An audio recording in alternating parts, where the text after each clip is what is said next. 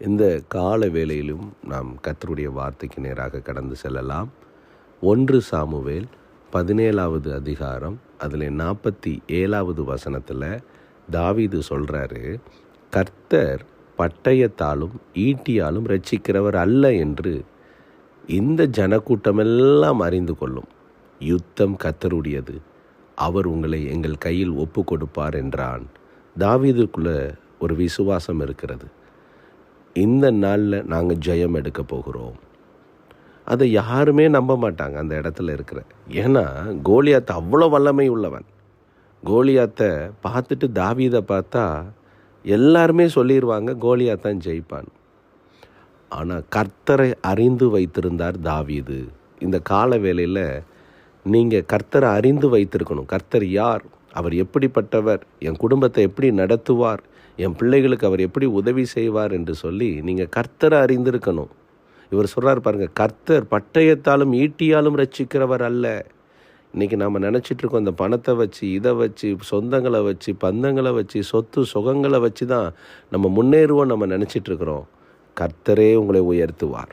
அதுக்கு அடையாளமாக எல்லாத்தையும் உங்களை விட்டு விலக்கி விடுவார். நீங்களே பாருங்கள், எல்லாரும் உங்களை எடுத்தெறிஞ்சு பேசுவாங்க, உங்களுக்கு உதவி செய்ய முடியாதுன்னு சொல்லுவாங்க. இனிமேல் உங்களை நாங்கள் என்ன செய்ய முடியாது, ஏற்றுக்கொள்ள முடியாதுலாம் சொல்லுவாங்க. தாவீதுக்கு கூட இந்த யுத்தத்துக்கு போகிறேன்னொன்னே சவுல் என்ன பண்ணார், அந்த யுத்தத்துக்குரிய ட்ரெஸ்ஸெல்லாம் மாட்டி விட்டார். அவருக்கு அது செட் ஆகலை. தேவ பிள்ளைகளே, கர்த்தருடைய பிள்ளைகளுக்கு என்றைக்குமே உலகமோ சொந்தமோ பந்தமோ செட் ஆகாது. எல்லாம் வெறுக்கத்தான் செய்வாங்க. ஆனால் கர்த்தர் உங்களை ஜெயத்துக்குள்ளே நடத்துவார்.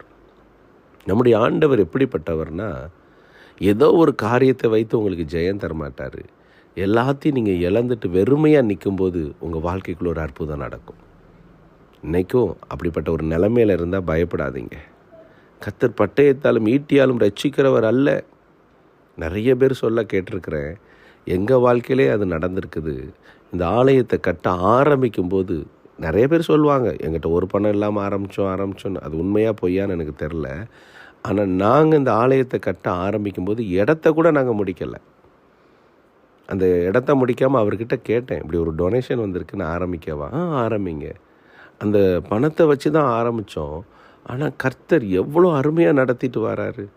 இப்போ நம்மக்கிட்ட எந்த பலமும் இருக்காது, எந்த பணமும் இருக்காது, எந்த சப்போர்ட்டும் இருக்காது. ஆனால் நாம் எல்லா காரியத்தையும் ஜெயமாய் முடிக்க கர்த்தர் நமக்கு கிருபை செய்வார். அதனால தான் பட்டயத்தாலும் ஈட்டியாலும் ரட்சிக்கிறவர் அல்ல. கிதியோனை பார்த்து ஆண்டவர் சொல்கிறாரு, இந்த மீதியானரை பூரா நீ தோற்கடிச்சிருவ. எப்படி ஆண்டவரே, சண்டைக்கு எப்படி போக? ஆண்டவர் சொல்கிறார், வித்தியாசமாக சொல்கிறார். பானையை எடுத்துக்கோ, எக்காலத்தை எடுத்துக்கோ, தீவெட்டி எடுத்துக்கோ, பானையை போட்டு உடச்சி எக்காலத்தை ஊது. இதை செஞ்சால் அற்புதம் நடக்கும். சண்டைக்கும் அதுக்கும் சம்மந்தமே இல்லை. நிறைய நேரம் நம்முடைய வாழ்க்கையில் அப்படித்தான். நாம் ஒன்றை செய்யணும்னு நினைப்போம், அதுக்கு எதிர்மறையாக நடந்துகிட்ருக்கோம். சோர்ந்து போயிடாதீங்க.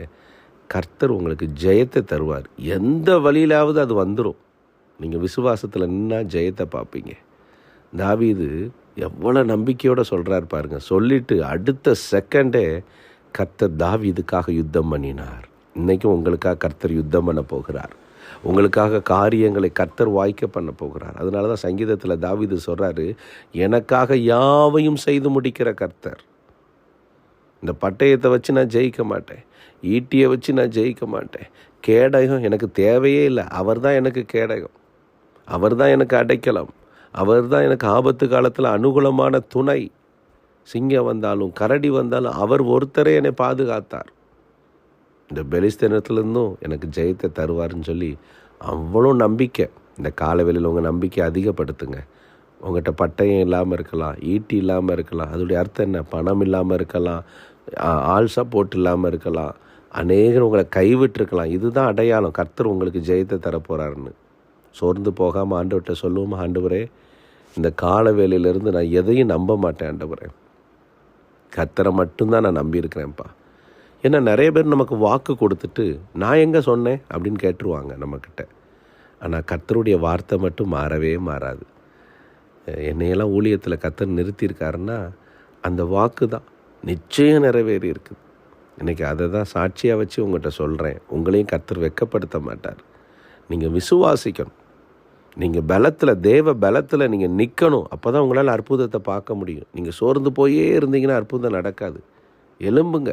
கர்த்தருடைய சமூகத்தில் உங்களுக்காக கர்த்தர் அநேக மேன்மைகளை வைத்திருக்கிறார். கண்களை மூடி ஜெபிப்போமா? ஆண்டவர்கிட்ட சொல்லுங்கள், எனக்காக யாவையும் செய்கிற கர்த்தர் ஆண்டவரே, இனிமேல் என்கிட்ட பணம் இல்லையே, பொருள் இல்லையே, ஆல் சப்போர்ட் இல்லையே, எனக்கு ஒன்றும் இல்லையேன்னு சொல்லி நான் கவலைப்பட மாட்டேன் ஆண்டவரே. கர்த்தர் இருக்கிறாரேன்னு சொல்லி சந்தோஷப்படுவேன் ஆண்டவரே. அப்படி சொல்கிறீங்களா எல்லாரும் ஆண்டவர்கிட்ட? நீங்கள் போதும் ஆண்டவரே, நீங்கள் போதும் எனக்கு.